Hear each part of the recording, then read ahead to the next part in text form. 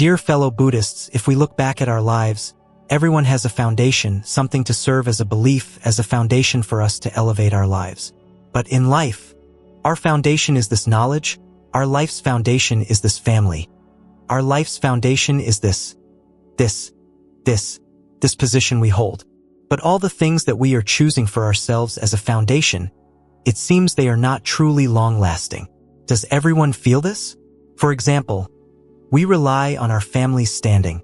But if we don't make an effort, don't strive in life, then after a period of time, that foundation is no longer the foundation we desire it to be.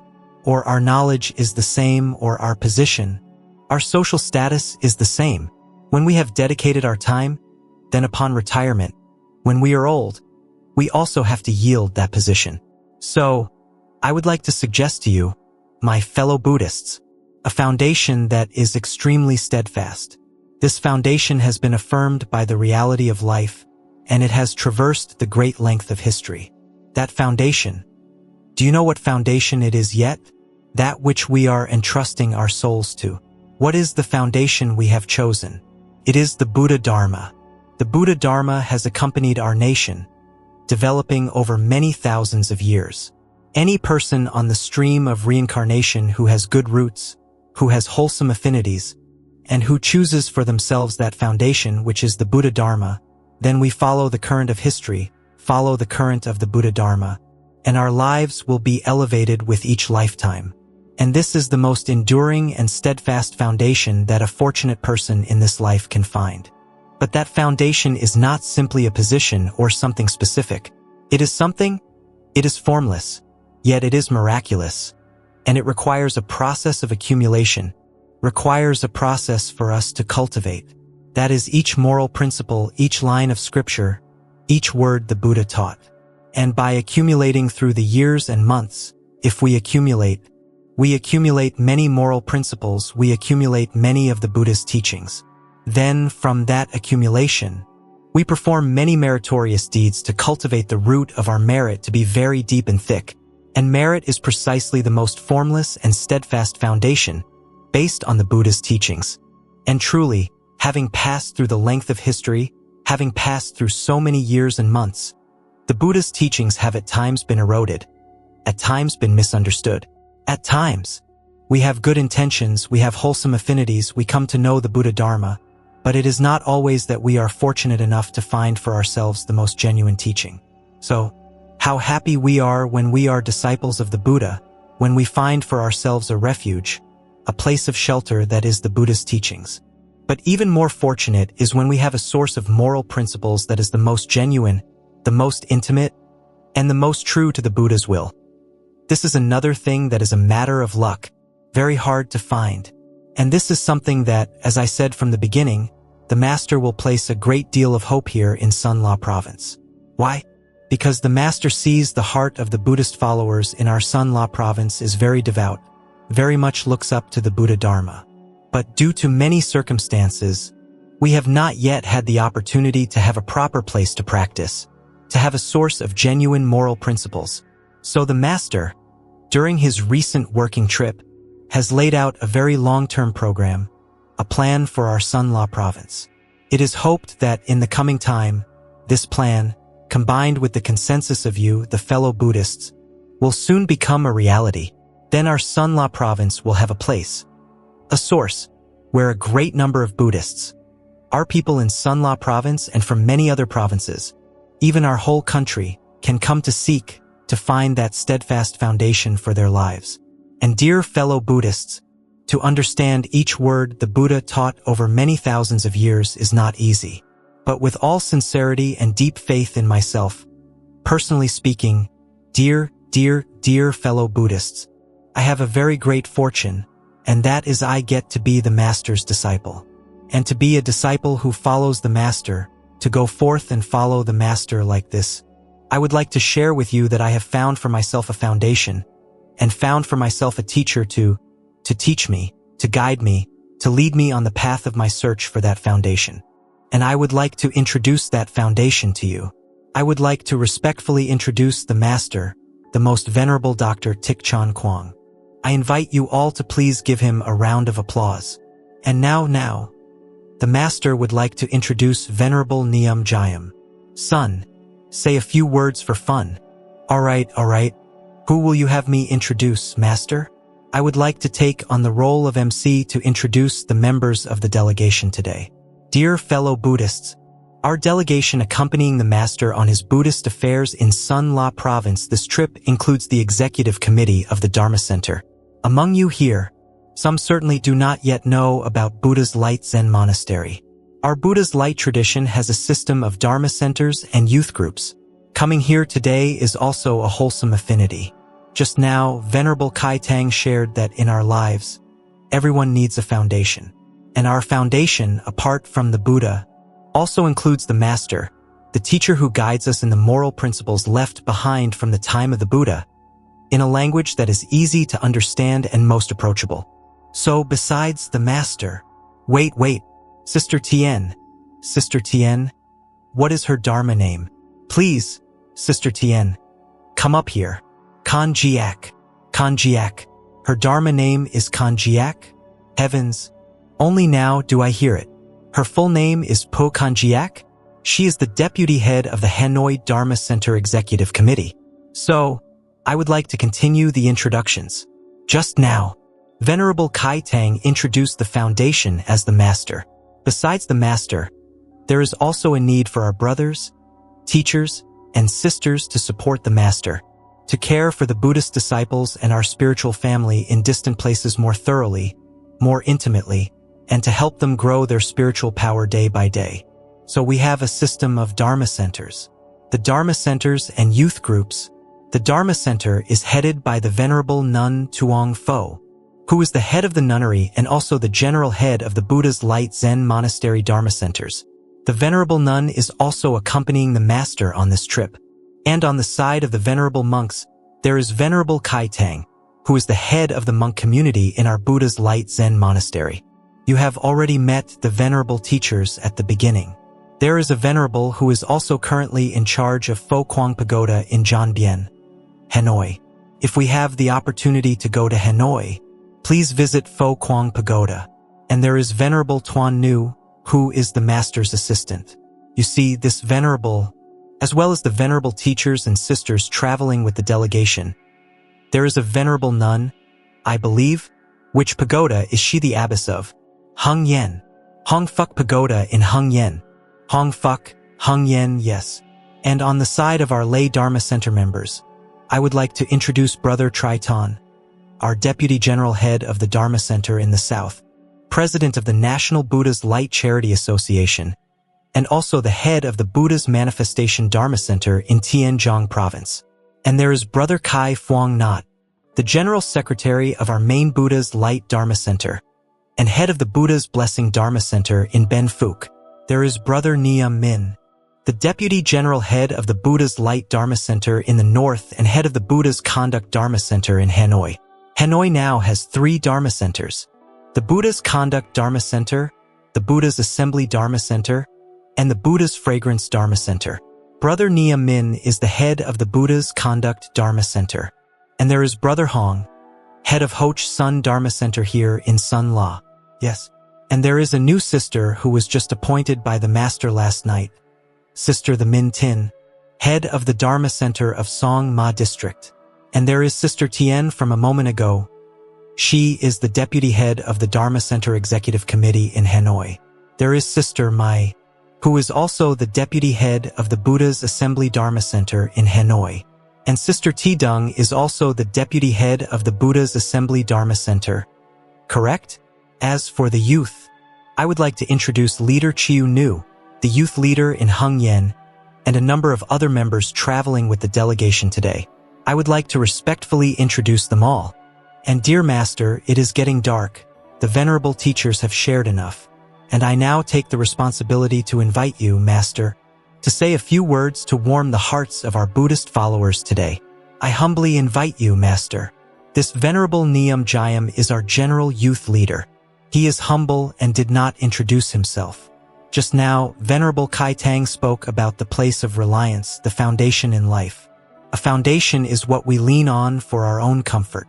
In truth, a foundation is what enables us to make a decision. the thing that helps us make decisions in our lives. Who here is married, has a husband or a wife? For those with their hair in a bun, the master knows already, but for the many who don't have this hair bun, one cannot tell. Why did we choose that person to be our husband or wife? That is a decision, isn't it? It is an important decision in life. And there are people who, after getting married, 20 years later, say to their spouse, "I do not regret choosing you," or "I do not regret choosing you," because after living together for 20 years, they finally know their choice was correct. The decision at that time was right. But there are also people who are the opposite. After 5 years, they say, "I regret marrying you. I should have..." Something like that, meaning we have made a wrong decision, a wrong choice, and it brings us much regret. That is the matter of relationships, of marriage, of family. It's the same for other things in life. Someone says, "Oh, if only I had studied this field, my life would probably be better now.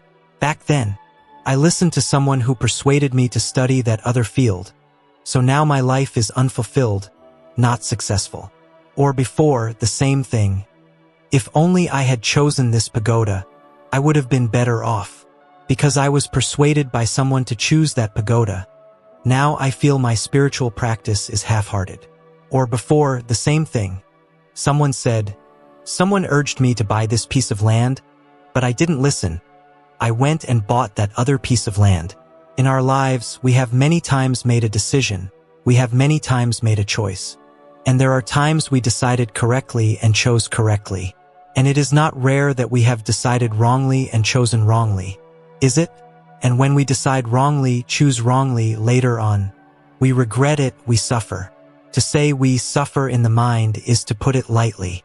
Sometimes it is misery for the rest of our lives if we have made one wrong choice.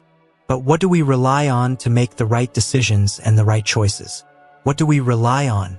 That is the foundation that Venerable Kaitang just mentioned. What is that foundation in our life? If we have a good foundation, the decisions and choices of our lives will be right, bringing us happiness and good fortune later on. But if we rely on a wrong place, we will make wrong decisions and wrong choices in our lives. Later on, we will have many regrets, much mental suffering, much pain. That is what is important. So, in this life, we have many foundations, many types of things to rely on. But only those who are very fortunate have found the most wonderful foundation. That is the Buddha Dharma. We are fortunate to have a wonderful foundation that is the Buddha Dharma. Why is that? Because the Buddha's teachings are the truth, the eternal rightness, correct in this life and for countless lives to come. Many people are not as fortunate as us. They do not have the Buddha Dharma as a foundation. Now, let's say, for example, someone asks us, "Between me and that other guy, which side do you choose?" At that moment, we don't know which side to choose, because the two sides are arguing and we know both of them. They force us to choose a side, to support one and oppose the other. At that moment, which side do we choose? What do we rely on to choose the rightest side? What do we rely on? If we do not have the Buddha Dharma, we will see which side is stronger and follow it, because we think that by following the strong side, that side will win, and we will not be at a disadvantage. We will follow the stronger side. We think like that because we do not have the Buddha Dharma. We only think of benefit, our own benefit. We choose a side not because that person is good, not because that person has virtue, but because that person has strong influence. We might later be able to benefit from their influence and get many advantages for ourselves. So we choose to follow a side to benefit ourselves, not because we choose because that person is right, because that person is good. Later, we will regret that choice. But now, the Buddha gives us morality, gives us cause and effect, gives us virtue, gives us a heart of sacrifice and altruism. We do not care about the benefit. We do not need the benefit between those two sides. What do we choose? We choose what is right. We do not choose the person with strong influence. We choose the person who is right. And that very rightness becomes the cause and effect for us later, bringing us peace and happiness. Just like Prime Minister Pham Minh Chinh declared at an international conference, Vietnam does not choose a side. Vietnam chooses justice. Vietnam chooses what is right. Once he said that no one could find fault. No one can force us to take a side anymore. What do I follow? I follow international law, the international treaties that Vietnam has signed. Vietnam abides by that, not by choosing a side. I choose justice, I choose what is right. I choose the international treaties I have signed. Once that is said, no one can find fault with us. Just like us now. In a world of many factions, many parties, many groups, many powers, many interests, many temptations to greed and enjoyment, we do not choose them. We choose the moral principle. We choose a pure life. We choose what is right. Then later, our lives will be filled with much happiness. For example, they say, "You must curse that guy for me, and I will give you this much money." They need allies. "You must oppose that guy, and I will give you this much money." But if we understand cause and effect, we do not curse or oppose wrongly like that. Towards any person, even someone who has done wrong, in our hearts we do not humiliate them. What do we want? We only want that person to become good again. If possible, if we have the affinity, we go and advise them so they will not make the same mistake again. It is not because we see they did wrong that we strike them down, humiliate them, and then drive them away. No, in Buddhism, there is no such thing. Therefore, when they incite us to do wrong things, we refuse. Because we have a great foundation, which is the Buddha, which is the Buddha Dharma. So we choose the right thing to do. What is the right thing to do? It is not to humiliate the person who is wrong. The right thing is to advise the person who is wrong to stop doing wrong. Later, our lives will suddenly be filled with advancement, luck, and happiness. It is because we have chosen, we have made a right decision. Or right now, as well, we see a person who does the right thing, but someone incites us to speak ill of them in exchange for money. If we are driven by profit, we will listen. That person does good things, but I must speak ill of them because I am being paid. But now we know the Buddha Dharma. We do not need money. We need karmic results. We need virtue. We need merit, not money. Only a foolish person needs money and tramples on morality. A wise person, a person who knows the Buddha Dharma and moral principles, needs virtue more than they need money. That is what is important. We refuse the money. No, I will not do something wrong. That person is good, so I will say that person is good. I support and endorse the good person, so they can do more good things for the world. If you want to hate me for it, say what you will. I accept it, but I cannot, for a little bit of your money, do something against my conscience, against moral principles. At that time, we may seem to be at a disadvantage. We may even be disliked by the person who incited us. But be brave and accept it. Just be brave and accept it. Because this life is already suffering. A little more suffering is no big deal. But we gain one thing. What is it? We do not lose the morality in our hearts. That is the real gem. The morality in our hearts is the gem. As for money, it's spent and gone in a few days. How many times in our lives have we had money? Is that money still here now? It is all gone. It has disappeared. And what is important is this. When the money is spent, what remains in our hearts? If in our hearts there is only emptiness, only greed, only competitiveness, only struggle to get the money that we have already spent, the money is gone. But the unwholesome state that remains in the heart, that is the real suffering. But here we do not need the money. We hold on to the goodness in our hearts first. And later, that goodness in our hearts will grow and multiply, creating untold happiness for our lives, in this life and in future lives as well. And our good fortune is what? We have a foundation in the Buddha Dharma. The Buddha Dharma plants in our hearts, sows in our hearts, grows in our minds so many good things, so many virtuous things. And we only rely on that. We only rely on the good. We only rely on virtue to live, to decide, to choose. In every day that we interact with people, in every day that we have to do so much work, all of our conduct toward the world, all of our decisions and choices concerning our work and everyone else, are all based on moral principles. They are all based on moral principles. Every word spoken comes from the secret moral principle within. Every action, every decision we make toward someone is also based on the secret moral principle in our hearts that we have learned from the Buddha. So, there may be people who hate us. Sometimes we may have to suffer disadvantages here. Sometimes we may also have losses there. But what is important is that every single word and action of ours originates from that moral principle. Then we will see. Life goes on. Life goes through so many ups and downs. Let them pass. But what remains will surely be happiness, peace, serenity, and enlightenment. That is what is precious for all future generations. As for the temporary benefits before our eyes, they may seem like much, but they pass so quickly. The reason Venerable Neum Jayam introduced everyone was so that our fellow Buddhists can get to know each other and also understand the way our Buddha's light pagoda works.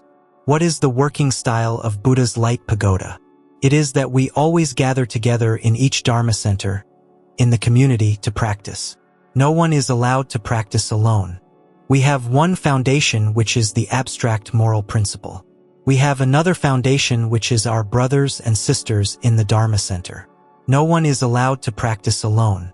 There is only one person who is allowed to practice alone, a being of the Pratyabuddhita level. That person appears in this world, does not need to meet a Buddha, and can still attain enlightenment on their own. From within themselves, a source of wisdom flows out, guiding their practice until they attain enlightenment.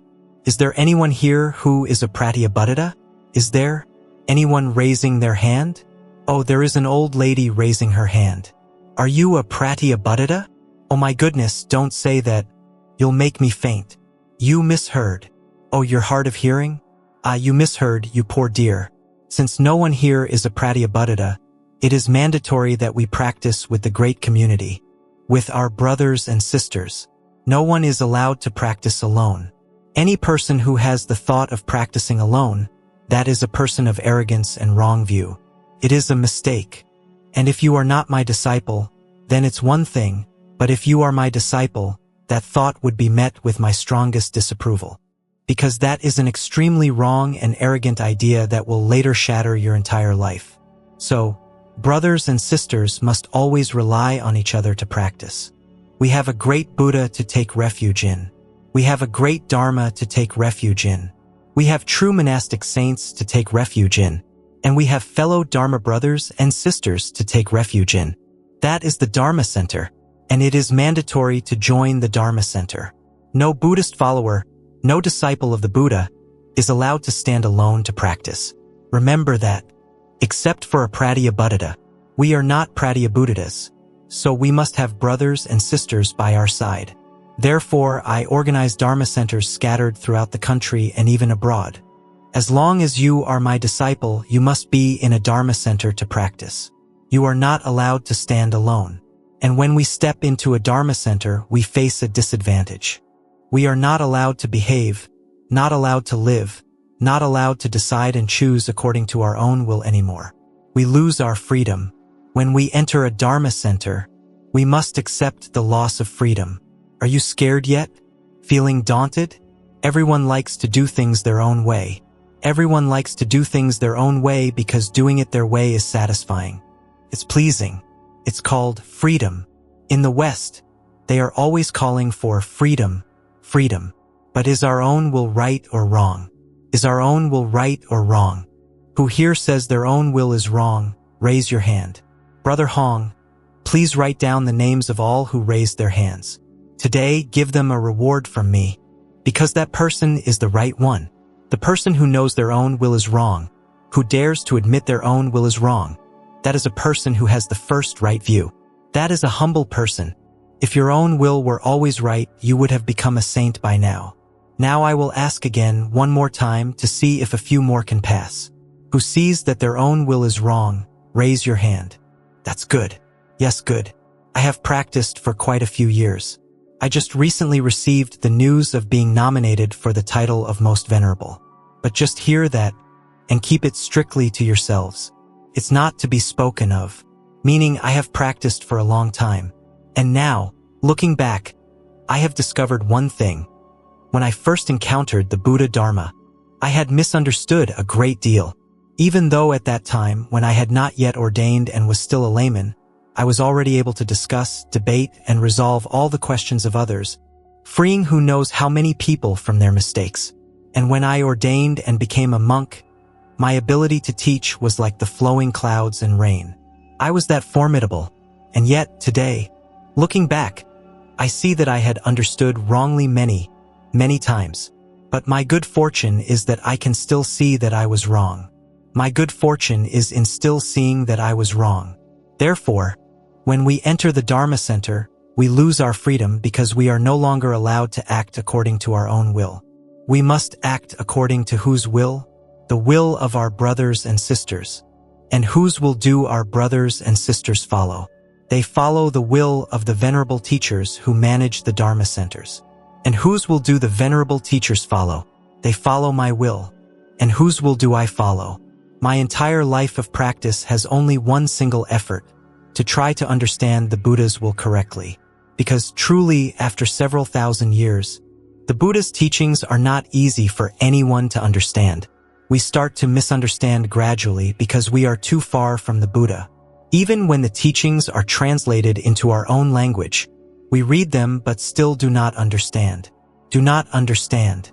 And many people think because they can read the words, they have understood. I beg to say you have not understood. And the dream of my entire life of practice is only to pray that I understand the Buddha's will correctly. I try to understand the Buddha's will correctly, to practice correctly according to his teachings, and to teach it back to my disciples. To teach it back to my disciples. That is my hope. I am not certain. As for anyone who opens their mouth and says, I understand the Buddha's will correctly, that person is arrogant. That person is starting to be wrong. At all times we must be cautious. At all times we must pray. Never be so sure that you have already understood correctly. So when I asked the question earlier, who thinks their own will is right? At first only 3 people raised their hands. The next time many more people were enlightened, understanding one thing, our will is not yet right. I myself never dare to say I am right. I only hope, only try. I try for my whole life of practice just to understand the Buddha's will correctly. So when we enter the Dharma Center, we are no longer allowed to act according to our own will. We have to start following our brothers and sisters. What do we call that? We call that obeying the discipline of the Dharma Center. We no longer follow our own will, but follow the will of the Dharma Center. For a person who is used to being free and unrestrained, who likes to follow their own will, they will see entering the Dharma Center as a hardship, as something uncomfortable. But any person who can humble themselves, set aside their ego, humble themselves to step into the Dharma Center and follow their brothers and sisters in practice, only then will they see the great happiness of it. What is the greatest happiness? It is to live according to the will of our brothers and sisters, to work according to the will of our brothers and sisters, to serve by following in their footsteps. At the very beginning, we feel happy when we are sitting here and someone brings us water to drink. At first, we feel that is happiness. But when we have practiced for a long time, we realize it's not that. It is when someone else is sitting there, and we bring water to offer them, that we are truly happy. The person being offered is not the one who gains the most happiness. We, who bring the water to offer them, are the ones who are happy. That is why at Buddha's Light Pagoda during festivals, the followers who love the pagoda come back in huge numbers. Like the recent Buddha's birthday, over 50,000 people attended. Incredibly crowded. And with such a crowd, who serves? Who serves whom? It's all these people here, the ones in the executive committees, the people who at home might be in a senior role. Some are quite wealthy. There's even a gold merchant among them. That formidable. There are several who are doctors and PhDs.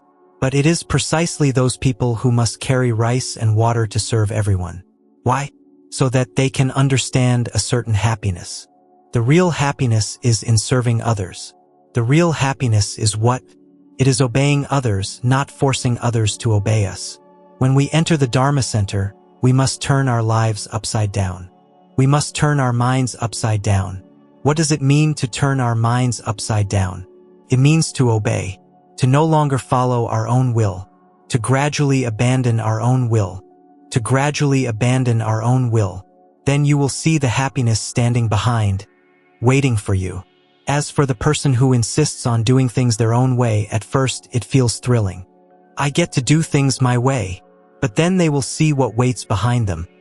The face of a demon, smiling a sinister smile, very frightening. But as for us, we put our ego down. We put our I down so we can live in obedience, following our brothers and sisters, harmonizing with their will, serving them, serving everyone. And just like that, behind us is the face of an angel, smiling, waiting for us. There is so much more happiness. Entering a Dharma center is just like that. That is the reason I require everyone to join a Dharma center to practice. No one is allowed to be on the outside. As long as you are a disciple of Buddha's light pagoda, wherever you are, you must find a Dharma center to join. And if there is no Dharma center there yet, you yourself must work to establish one, so that all our brothers and sisters can meet and rely on each other to practice. And what does it mean to meet and rely on each other in a practice session? It is paying homage to the Buddha, chanting sutras, sitting in meditation, sharing about the Buddhist work and charity that needs to be done, and then going home. But meeting once or twice a week like that, our diligence will grow steadier and steadier. But if we are alone, today we meditate, tomorrow we get lazy and skip it. Today we practice Qigong, tomorrow we get lazy and skip it. We plan to do a good deed, we get lazy and skip it. So many opportunities are missed. So many opportunities to practice and do good deeds are missed. Simply because we are alone. Simply because we are used to doing things our own way. Simply because we do not dare to follow a discipline. But when we enter a Dharma center, we follow the discipline. We no longer do things our own way. And then, unexpectedly, we have so many opportunities to practice and to do good deeds. We have so many opportunities. And after we have followed the Dharma center for a long time, 5 years, 10 years, then we will see. See what? Look in the mirror and see our face is a little more beautiful than before. This is the number one thing I guarantee.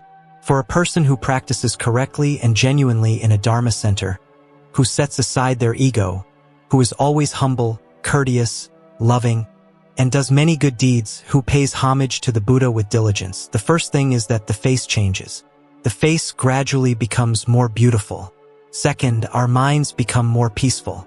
Third, more good fortune comes into our lives. And if we go deeper into the practice, the bliss and happiness waiting for us after death, in future lives, is even many times greater. That is the law of just cause and effect. The law of just cause and effect is fair, whether you want it or not.